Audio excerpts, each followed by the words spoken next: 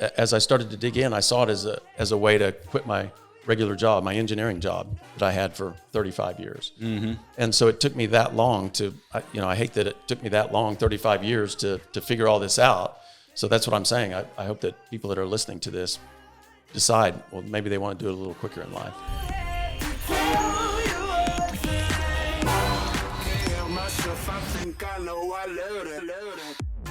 Welcome back to How to Invest in Commercial Real Estate. And this is my favorite time of the year. Comes around 4 times a year, and it is distribution time. Distribution time.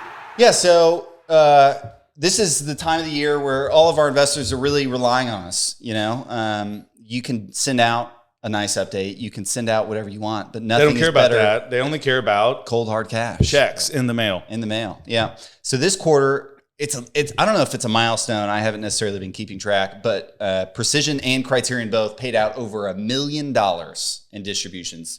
What was Precision at? Tell us about it. We were close to 700,000. I think it was 690, 695. I could double check the math. It was probably 150 checks. And we've been pretty consistent about 600. We're up now at about 700, and we still have a few properties that aren't fully, paying. So that'll still increase over time. But I tell you what, it's my favorite time of the year. I get 4 times a year where I get to sit down and sign checks to people that have entrusted us with their money. Not only am I happy that we're giving them their returns, but I'm happy that it proves that we're successful at what we do. And we're doing what we told them we were going to do, and we're delivering all that money to them, their friends, their family, their coworkers. And so it's just the best time of the year for us. $1 million. I had no idea. Of course, we're not a part of the Precision, but you personally are involved in $1 million every quarter. Yeah, and I think about it's amazing. how blessed we are, and I use the term loosely, but how fortunate we are to deliver $1 million to people that we know. I don't know people that write checks to people they know every quarter for that amount of money. Yeah. I mean, we'll be over probably $4 million this year between the two companies, all going to people that have invested with us. And I think it's powerful. I think it's really cool. Yeah, and it takes a lot of faith, not only in the like us, right? Because they're having to write us massive checks to get, little pieces of that spread out over, 5-10 years maybe. So there's a lot of trust both ways in that. For sure. I mean, that's a ton of money. Anyway, it's a good time, and I participate. I love it because I get checks. I've invested in some online. Most of them haven't gone well, but some of them have. And those, they send me checks. I get checks from Criterion, and I get a bunch of checks from Precision Equity, not only from the sponsor side, but also from I put in my personal money on a lot of our deals. And so it's just awesome every month for those things to come in. And they don't depend on the amount of work we do. They don't depend on the amount of time we spend. They just are there every quarter, and it's awesome. I was excited this morning when I got all the emails this morning from Precision, and I was excited to open it up because I knew it was going to tell me how much I was getting back in distributions. And so I got a different email on each property, and I couldn't wait to check each and every property.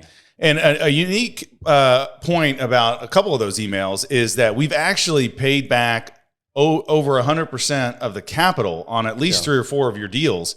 And yet we still say, oh, this is an 8%, this is a 24%, this is a 15% return on your original investment amount. But on some of these deals, you don't have any money invested. Right. You've already received all of your capital back. Right. You have zero risk, and you're still getting the check every quarter. Well, I got one email from you that said I was getting 24% cash on cash. I got another one that said I don't have any money in the deal, but I was still getting an 8%, as if I had the original investment in, an 8% prorated. So, man, I was really excited to see all that. Yeah, I mean, 24% cash on cash, that's disgusing. Yeah. What property is that? Yeah, it's Village. After we take our cut, we're still paying 24%. Yeah. Well, fantastic. On the Criterion front, we had a crazy second quarter. We had doubled our portfolio in the second quarter since the beginning of this year. It was busy. And a lot of those properties we bought in May and in the second quarter are already paying out distributions. And another cool thing we started doing this quarter is electronic distributions. So we've been getting hit several times, and it's just one of those things we've looked into for a long time. But those first distributions went out electronically, and that was super exciting. Yeah, a lot of them we just closed less or maybe just over a month ago and already sending out checks. That's fantastic. Yeah, exactly. So it's prorated for the quarter, but still, right. We get that question a decent amount is when do I get paid first? What happens now? I gave you all this money, what to expect. And like I said, not every single property we bought on in the second quarter is paying out now, but most of them are.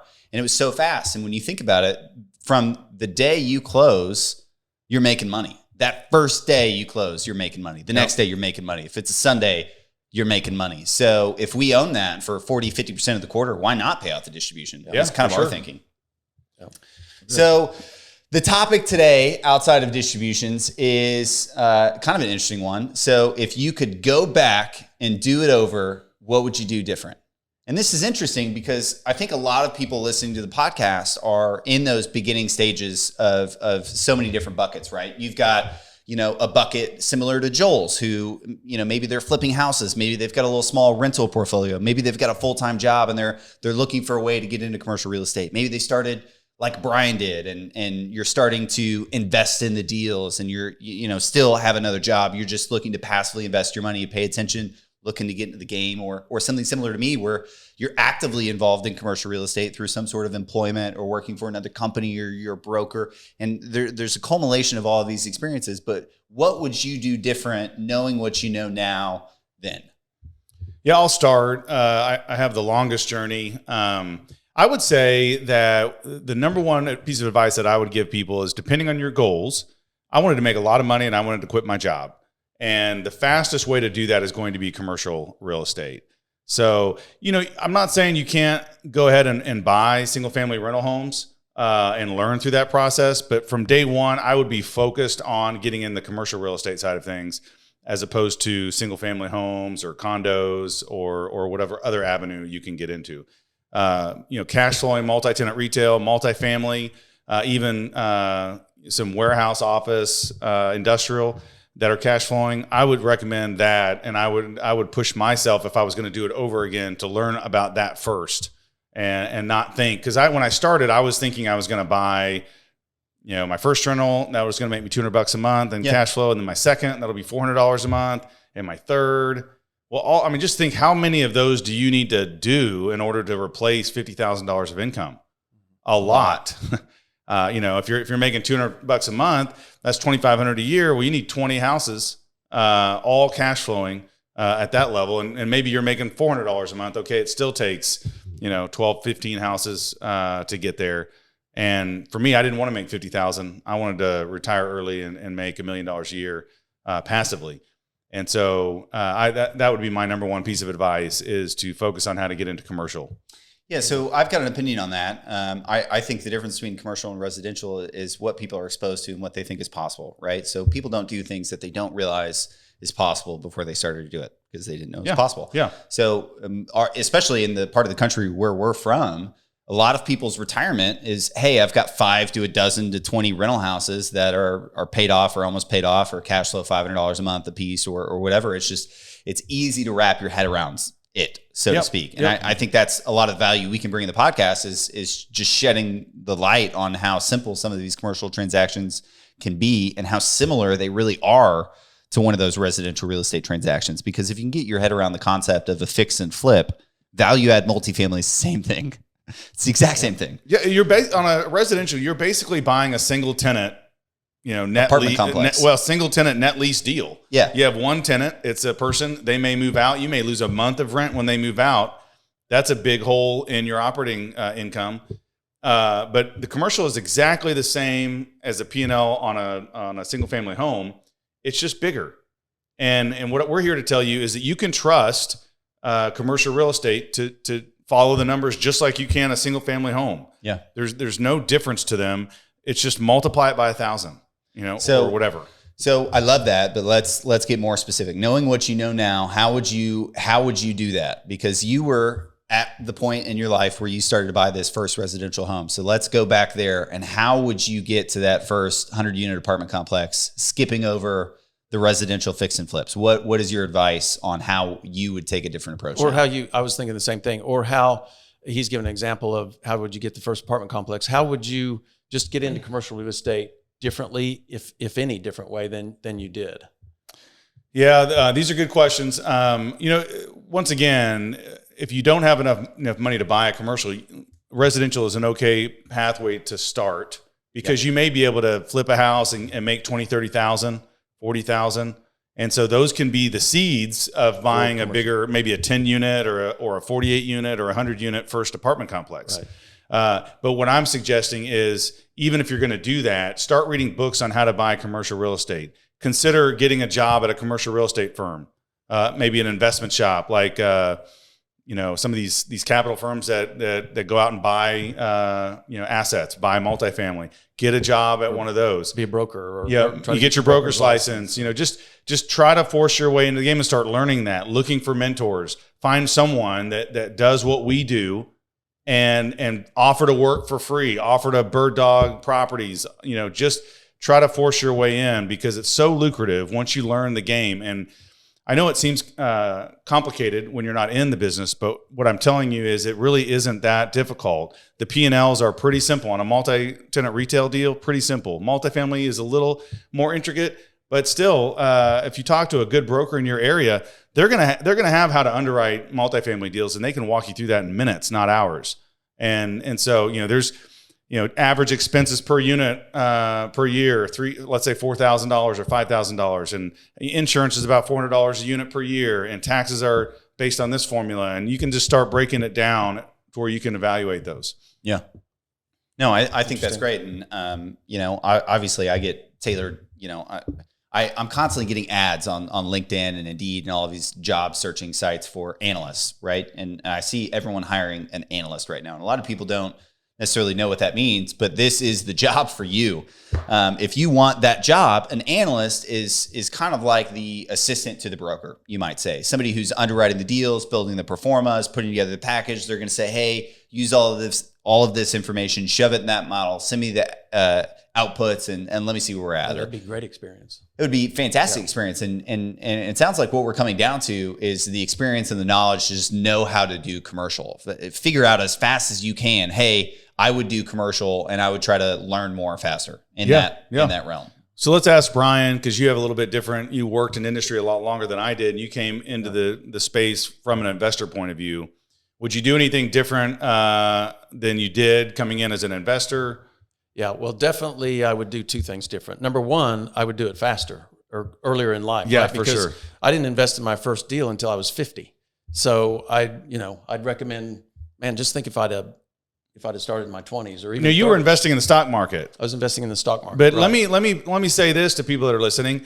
You invested in the stock market for 35 years. Mm-hmm. What did you like? Did each year you just learn a lot more about how to be an investor in the stock market? No, you learned nothing. Yeah, I learned nothing because you're letting other people I learned do that it. I didn't know how to do it. Well, and you're maybe learning what I learned is that all of these mutual funds are about the same.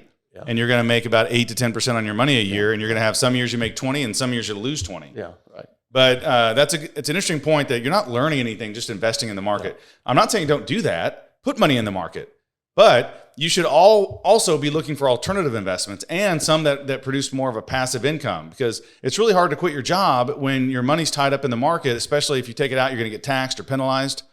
And you have to time when you take it out. But real estate is tax leveraged passive income. And just think, if you are getting enough passive income, then you could quit your job earlier. Yeah. But a 401k or a mutual fund isn't going to do that for you. Yeah, there's not a lot of passive income in stocks and bonds. I mean, yeah, stocks are going to pay you some dividends, and bonds are going to pay you a small percent. You'd have to have a lot of money invested to make enough for a living to quit your job. So, like you said, I didn't learn anything about stocks. Maybe I wasn't as interested in stocks and I could dig in. I can tell you that commercial real estate and investing in commercial real estate, I'm really interested in it, and I'm learning all the time, and I'm learning useful things. So, would you say that your choice to start investing in commercial real estate helped you be ready to be an owner years down the road? Yeah, definitely. Because by getting in the game and just being an investor. It made me interested because I had a lot of money, right? If you buy a stock, you can put $100 in a stock, but you're putting thousands, tens, or hundreds of thousands as an investor in commercial real estate typically. And so, maybe you're just a little bit more interested in what's going to happen with that money. And so it made me dig in. I would look at, you guys, I started with Precision and so you guys would send out some of the financial packages. And so it made me want to read those and learn from those. Yeah, for sure. Yeah. So, and then the second thing I would do is, again, it kind of has to do with being involved, is I would get more involved maybe than just being an investor. If that's all people want to do, that's fine. But I wanted to do a little bit more than that. And you and we really didn't start Criterion until I was 60. Yeah. So again, I wish I would have started earlier, and both as an investor and then getting deeper into the game quicker, earlier in life. Yeah, so there's no doubt that some investors and some people by nature ask more questions and inherently better questions based on where they're at in the process, right? But there's investors who try really hard to understand. And you can tell in the beginning, the questions are just, okay, let's walk through this. I'm not sure you understand the full grasp of this. And then just as we go, it's super interesting to me seeing on deal 3, 4, or 5, how the questions evolve. You know, they start to use the lingo a little better. And it's just they're learning. Yeah, you can tell they're learning and paying attention, because at the end of the day, it is a lot of money. It is a lot of trust. It's a long commitment. It's an illiquid commitment. By illiquid, I mean there's not some marketplace or some market where you can go sell your shares to somebody who you don't know. You can't. You have to wait until I tell you I'm selling it and I send you your money. So those are the reasons I think I dug in quite a bit more than I did for stocks and trying to learn about stocks and bonds. But again, just to kind of circle the theme back here, it seems like you got to a certain point in your experience and education to where you finally started to say, hey, this is an extremely powerful investment. Yeah. The more I learn about it, the more powerful it seems. I need to do what I can to get more involved in this. That's exactly what I thought. And also I saw it as I started to dig in, I saw it as a way to quit my regular job, my engineering job that I had for 35 years. Mm-hmm. And so it took me that long I hate that it took me that long, 35 years to figure all this out. So that's what I'm saying. I hope that people that are listening to this decide, well, maybe they want to do it a little quicker in life, a little earlier in life. For sure. Now let's go to Braden. You have a different experience. You started as an employee with a real estate company. You may say, I don't want to do anything different. This was the perfect avenue. Get on with a commercial real estate company, learn everything I can, wait for the times right, strike out on my own. Yep. Yeah. There's a couple things that I would like to do that I, maybe could have liked to do differently. I personally love experience and seeing how other people do it. It's kind of fascinating to me just talking to other commercial real estate sponsors and figuring out, how are you structuring your deals? How are you structuring your deals? How do you pay a preferred return? What sort of split do you do after this? Where are you getting your money from? So for me, it would have been fascinating to go to some massive, multi-billion-dollar outfit and just see, commercial real estate at scale, like a Blackstone or something in New York. That'd be very interesting. That would have been amazing. And I that would have been invaluable experience to just get those connections. Yeah, to hook up with like these two big guys from Oklahoma. And no, that was a great experience. And that was at a scale that I didn't even think was possible in my head. And the more you get immersed, the more you realize you're like, we're all just ants on the world. We're insignificant and we don't matter. We're nobody. But it would have been cool to go work for, one of the biggest, best It'd be cool, shops out there. It would be cool. But, I've worked for big companies and you only see a small portion. They tell you what they want you to do and you don't really know anything else that's going on or very little about what's going on. Now, if you bounce jobs around within the company, then smaller will give you access to the higher ups at the company and you will get a better sense of how the machine works. Right. So there's my ignorance at play right there. I haven't worked for big companies, so I just don't know what I don't know. And then the next thing that really blew my mind when I heard it is I was listening to Grant Cardone and he was talking about making $1 million. And for me,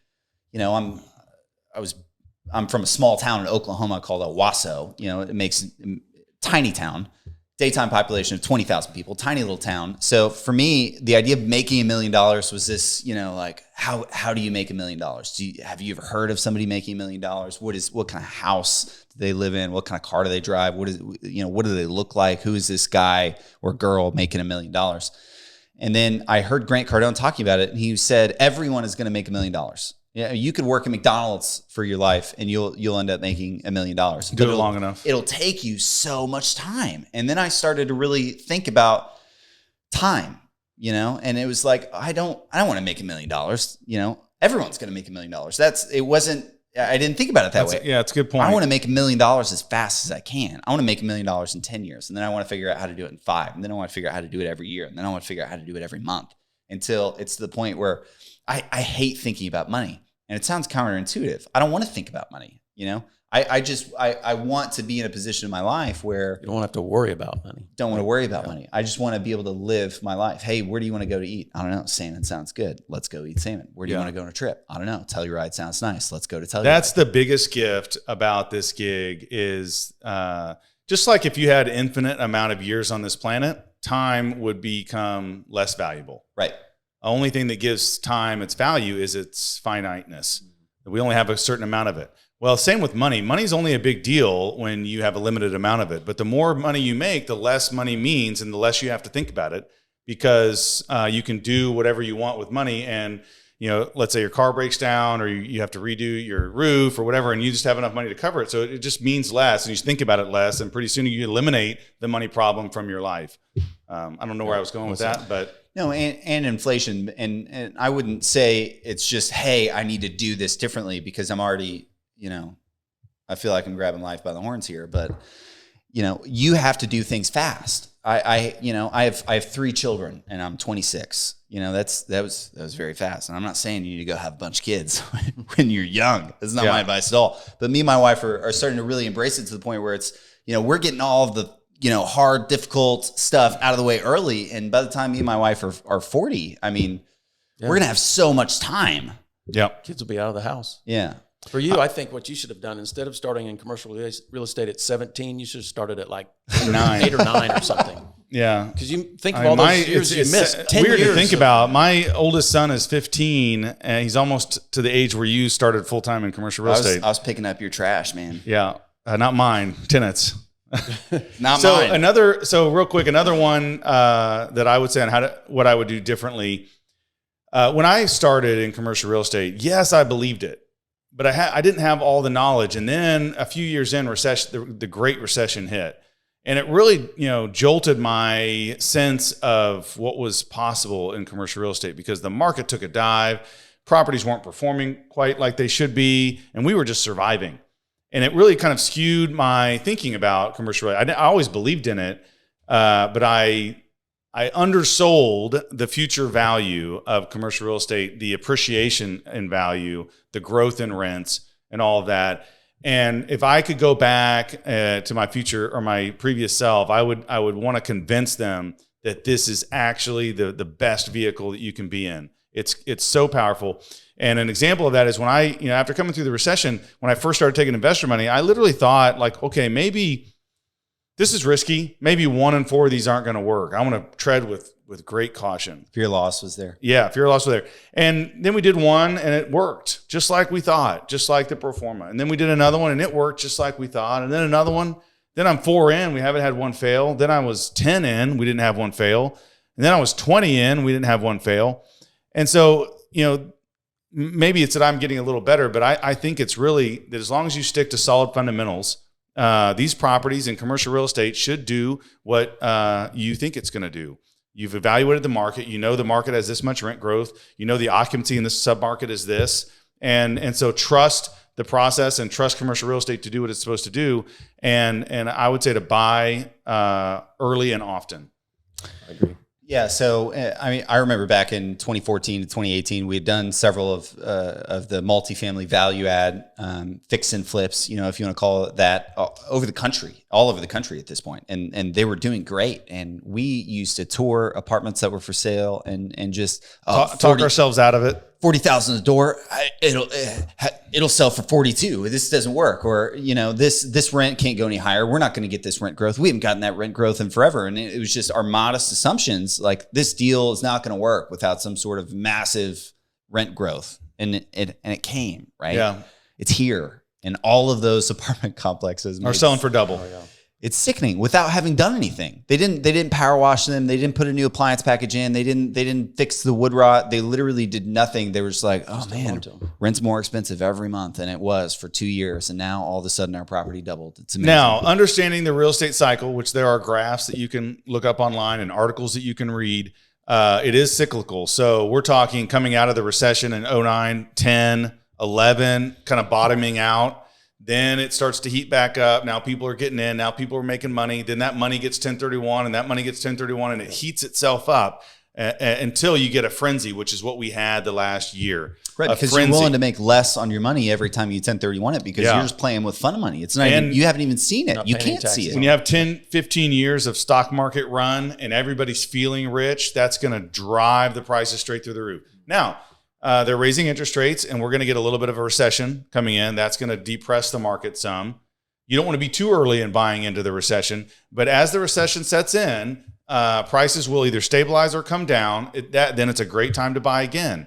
But it's not a bad time to buy 2 years from now either after it's bottomed, or 4 years, until you hit the next frenzy where everyone talks about surging prices, everything's going crazy. That's when you need to start backing off. And so understanding those cycles will be a good avenue for people when they're getting into the game, is just be familiar with the cycles. And it's not unsimilar to the stock market cycles.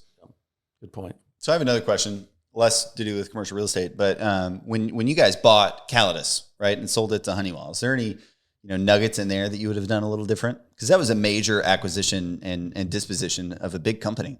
Oh, I don't know that there's anything different. All I can say is when you're buying and selling a company, it's not too much different than commercial real estate, right? I mean, you're trying to find a good value, then you're trying to do a value add, and then you exit at the right time. So it's really similar. Do you feel like you guys timed the exit right? Or do you feel like you could have got a little more if you held on? Well, we got lucky. We timed it exactly perfect. Right. Oh, okay.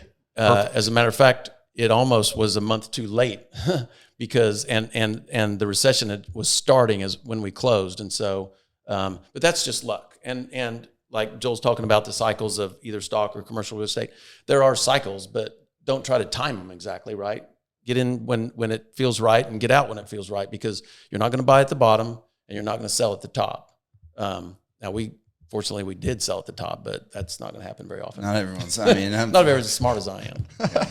So that's a good point. So buying and selling commercial real estate, right?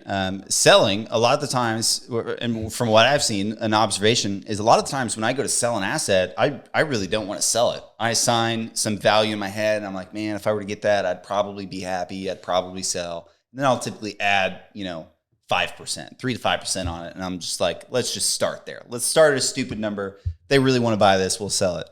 And we've sold a ton of deals that way. I mean, a lot of deals by just saying, it's not really for sale. I'd like to keep it. Some value, let's go higher, send it out, and let's just see what happens. Yeah, some piece of advice I would give is that I would say sell less.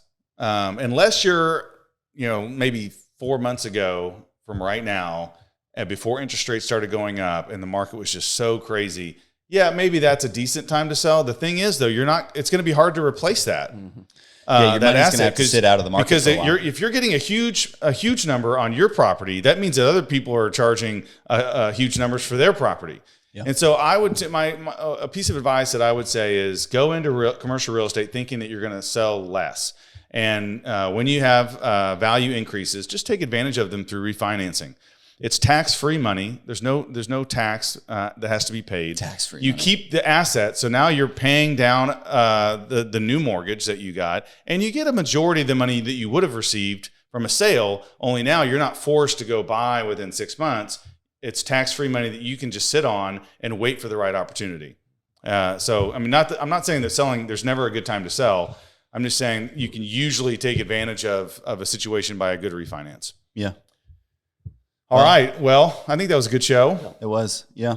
All right. Well, make sure to check us out on howtoinvestinCRE.tv. It is super important that you get on the investor list. That is the only way you will get in one of the real estate deals. Yeah. And you want checks. Equity. You want these checks every quarter. Get invested in a deal. We'll send you checks. $1 million this quarter. $1 million and easily I mean, we had more than 50 checks. So, I mean, hundreds of checks going out every quarter for $1 million. And they were literally people that we knew, colleagues we worked with, people that listened to the podcast and signed up our investor list, which there's starting to be a decent amount of, actually. Yeah. We'll take it. Anyway, go to the website, thecriterionfund.com, precisionequity.com, howtoinvestinCRE.tv. Click the link. It's super easy. Name, phone number, email address, and then you're on the list. Anyway, we'll see you guys next week on How to Invest in CRE.